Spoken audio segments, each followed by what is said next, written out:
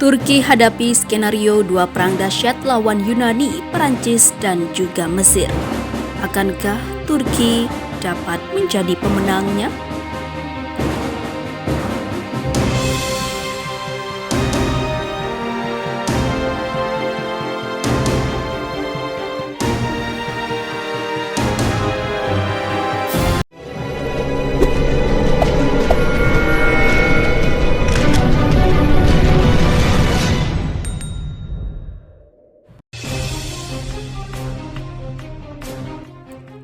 Pesawat intai mata-mata Angkatan Bersenjata Turki Boeing A-7T berhasil melakukan misi pengintaian di dua kota Libya, Tripoli dan Misrata.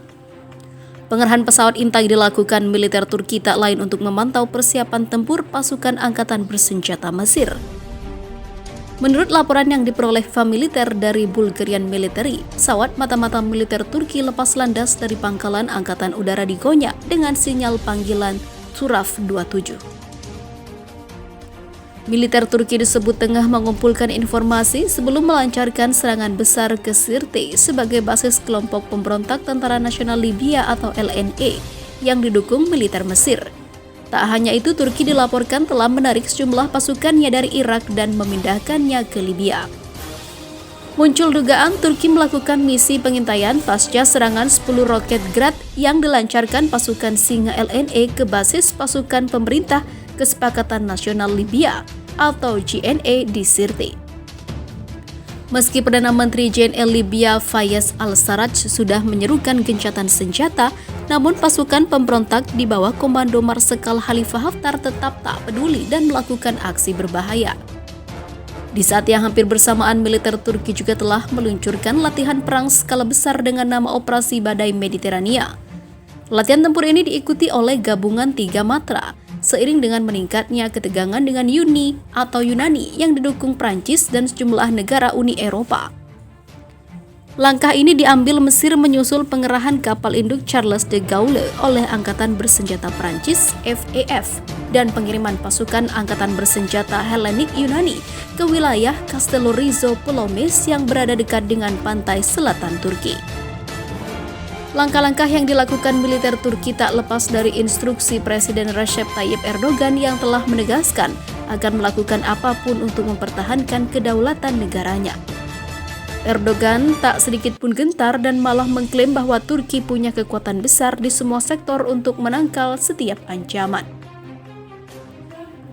Turki akan mengambil haknya di Mediterania, Laut Aegea, dan Laut Hitam juga, dan sama seperti kami tidak menginginkan tanah, kedaulatan, dan kepentingan orang lain. Kami tidak akan mentolerir mereka yang menargetkan tanah kami dan kedaulatan kami, ujar Erdogan dikutip FIFA Militer dari Ahwal News. Kami bertekad untuk melakukan apapun yang diperlukan untuk ini di tingkat politik, ekonomi, dan juga militer. Kami ingin semua orang menyadari bahwa Turki bukan lagi negara yang menguji ketegasan, kemampuan, dan keberaniannya, katanya.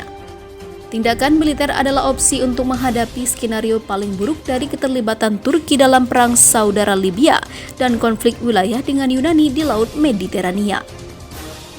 Meskipun di sisi lain Erdogan juga menyatakan kesediaan menyelesaikan sengketa wilayah dengan Yunani lewat jalur diplomasi.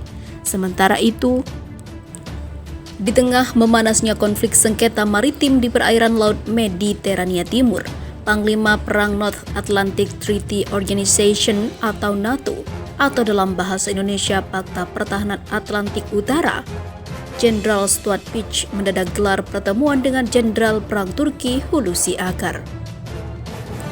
Dalam siaran resmi yang diterima FIFA Militer Senin 7 September 2020 kemarin, Jenderal Peach dan Jenderal Akar digelar di kantor Kementerian Pertahanan Turki di Istanbul. Selain itu, tampak juga hadir Kepala Staf Umum Angkatan Bersenjata Turki atau Turk Silah Kuvvetli TSK, Jenderal Yasar Güler. Jenderal Peach yang kini menjabat sebagai Ketua Komite Militer NATO mendadak bertemu Menteri Pertahanan Turki itu untuk membahas situasi keamanan terkini di Laut Mediterania Timur. Menurut Jenderal Akar, dalam pertemuan itu ada beberapa poin penting yang disampaikan Jenderal Peach. Di antaranya, dia menyerukan semua negara yang terlibat dalam konflik untuk segera melakukan dialog. Kemudian, semua negara pantai Mediterania Timur Turki yang mendukung pendekatan yang mempertimbangkan hak sesuai dengan hukum internasional, mementingkan hukum internasional, perjanjian bilateral, dialog, dan hubungan bertetangga yang baik mengenai solusi masalah. Perlunya negara lain untuk melakukan pendekatan terhadap masalah ini dengan cara yang tepat dan sesuai dengan semangat aliansi. Lalu, hak Siprus Turki termasuk Blue Homeland dan relevansinya saat ini seperti dulu untuk melindungi kepentingan yang stabil, tegas, dan juga mampu. Bahwa memenuhi kewajiban mereka sepenuhnya di NATO Turki selama ini, maka hal itu akan terus diungkapkan. Sementara di saat pertemuan berlangsung, situasi di Laut Mediterania Timur mencekam. Baik Turki dan Yunani sama-sama telah mengerahkan pasukan perang di perairan bersengketa. Bahkan saat ini Turki telah menggelar 2 operasi latihan secara bersamaan. Yang pertama, operasi Naftek dengan mengerahkan kapal perang mengawal kapal seismik Oruk Reis, dan operasi ini baru saja diperpanjang hingga 11 September 2020. Operasi Badai Mediterania akan dilakukan oleh Komando Pasukan Perdamaian Turki Siprus dan Komando Pasukan Keamanan Republik Turki Siprus Utara di wilayah Republik Turki Siprus Utara. Dalam operasi itu, Turki akan mengerahkan jet-jet tempur dengan melibatkan elemen penerbangan hitam. Tak cuma latihan perang, tapi dalam operasi itu juga akan dilangsungkan latihan operasi pencarian dan penyelamatan gabungan.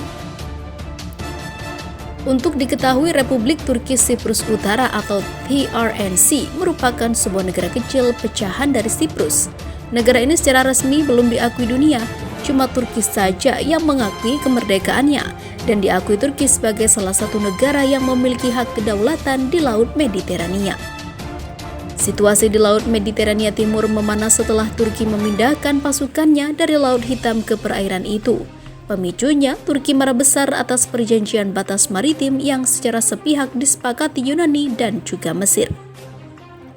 Turki tak terima dengan hasil kesepakatan dalam perjanjian yang dibuat Yunani dan Mesir, sebab sebelum ada perjanjian itu, Turki sempat meredakan ketegangan di Mediterania dengan menunda eksplorasi survei seismik yang digagas stasiun Antalya Naftek di selatan dan timur pulau Castello Rizzo, Yunani.